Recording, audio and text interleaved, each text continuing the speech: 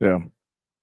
Makes sense. I think one thing you said is important too, is like, it sounds like you make a differentiation between the economy and inflation, basically the cost of living. I mean, yes, prices have gone up. Things are more expensive, but that doesn't mean the economy is bad. But I think they're mutually exclusive, right? To us, right? But you talk to like the average American, if you ask them, No, I'm not saying it doesn't hurt him, but he's talking about right. I agree, but I'm talking about like sentiment. When you ask the average American how the economy is doing, they'll tell you it's awful because their grocery bill's up. Right. Because their grocery bill's up. So, right. right. They correlate the two, or they lost their job or something like that. It's very personal. If you add up GDP, right, it's consumption, business investment, government spending, net exports. Consumption, business investment's been fine, right? So you would look at that and say, if you do what we do, economy's fine. Now, prices have gone up. The thing about that is the rate of inflation has slowed significantly. So yeah, prices have gone up. I'll give you an example. I was in Beverly Hills and I ordered a glass of wine. It wasn't a special glass of wine, and it was $24. And so I was holding it when I was presenting to investors, and I was talking about low inflation. It had come down. And they said to me, well, what did that glass of wine cost you? I said, $24. And they said, how could you say there's no inflation? I said, well, what would this glass of wine have cost me last year? And they said $24. I said, okay, that's 0% inflation. So it's not that I'm not empathetic about what Americans' households are going through. I am. I'm living it myself. But what the Federal Reserve wants and what the U.S. markets want is price stability.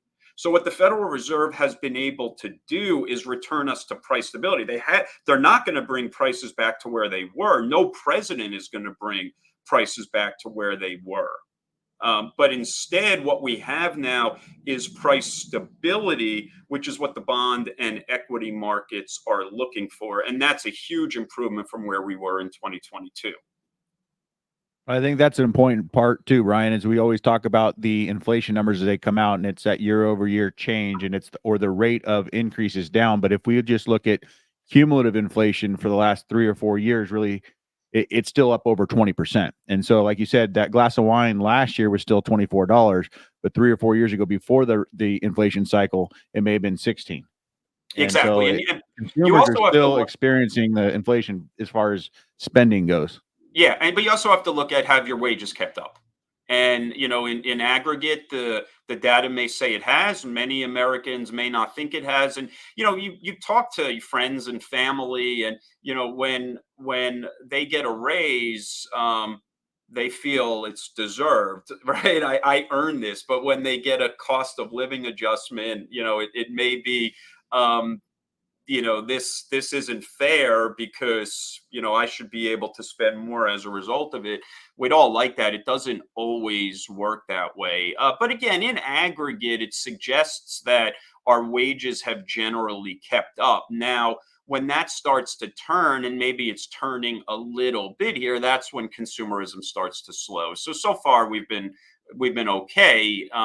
But, I want to be clear, I do expect a slowdown in the economy here, which isn't necessarily the worst thing. It was precisely what the Federal Reserve wanted. Yeah, on that note, why don't you talk about the difference between a slowdown in the economy versus a recession? Okay, so there's the different types of market events that happen for different environments. We talked about the 5 to 10% where you recover in 3 months. That's more around policy uncertainty driven volatility. A slowdown, you may see something like that, maybe a little bit more if the market gets concerned. Maybe of that 8 to 12% variety, and you recover in about 6 months, or maybe quicker than that. A recession is, if you have a minor recession, historically you lose about 20 to 25% of the broad market value, and it takes you a year or two to recover. If you have historically a severe recession, like a 1973, like a 2008, you can go down 50% and not recover for a half decade or more. So I'm going to be clear. There's not enough excess in this economy to be one of those severe recessions. A minor recession, the market kind of priced that in 2022, right? We went down almost 25%, and the market's forgotten about that now. It's taken out the high. It's a market now saying we're not going to have that recession.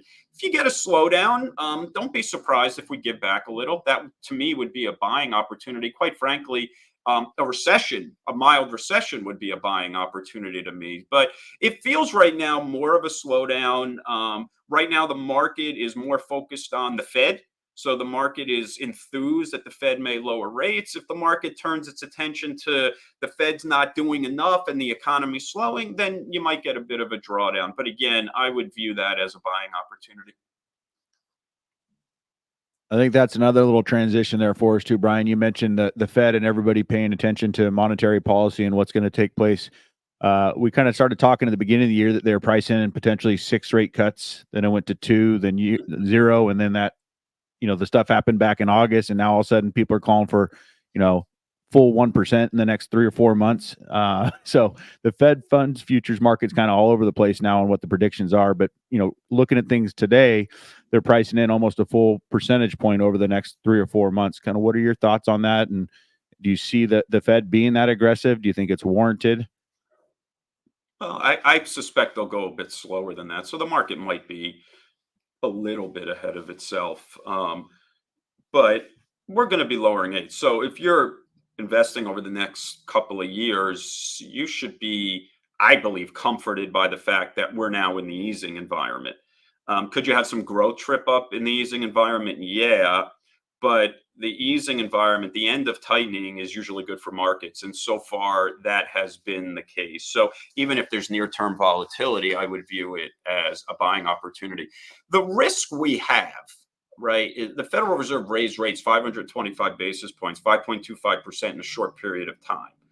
And we're still waiting to see the type of ramifications of it. So far, the economy's been resilient, and we've been able to move along through this environment. Now, we are going to slow. We don't know the full extent to which we're going to slow. And could it be, if the Fed keeps rates a bit elevated for too long, that they do derail the economy? That is a risk. And quite frankly, if I was the Federal Reserve, I'd be getting out in front of it.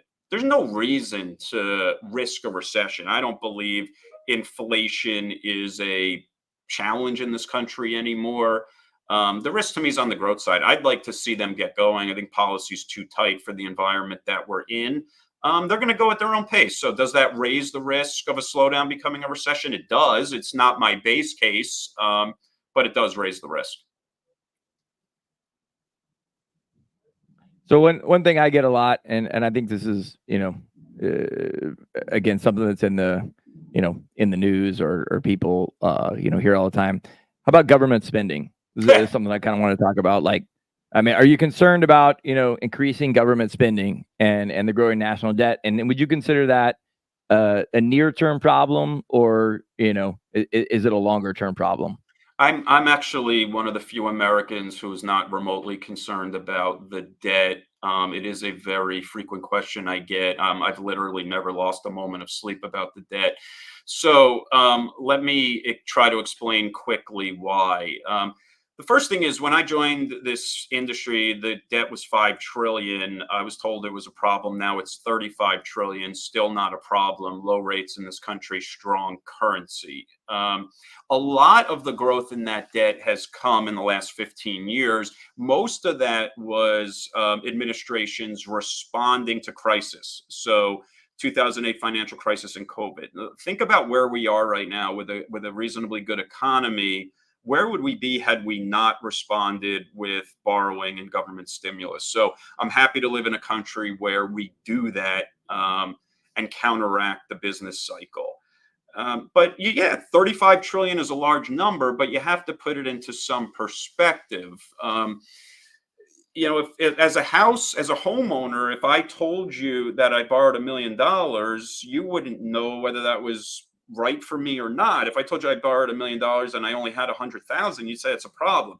If I told you I borrowed $1 million and I had $20 million, say, okay, fine, no problem. So what is the total household net worth in this country? Most people don't know the answer. It's over $150 trillion. So when you look at it from that perspective, government debt to the total household net worth, not a large number. This is a very wealthy country.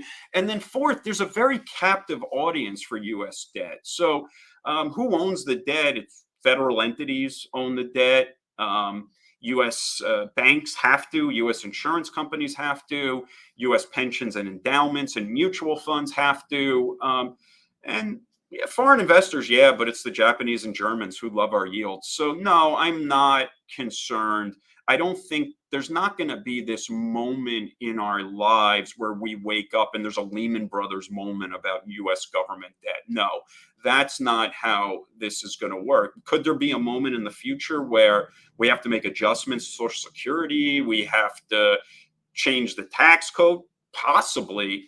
But there's not a moment of comeuppance coming. I've been hearing about that moment of comeuppance most of my life. And we still borrow as a government below 4% and have the world's strongest currency.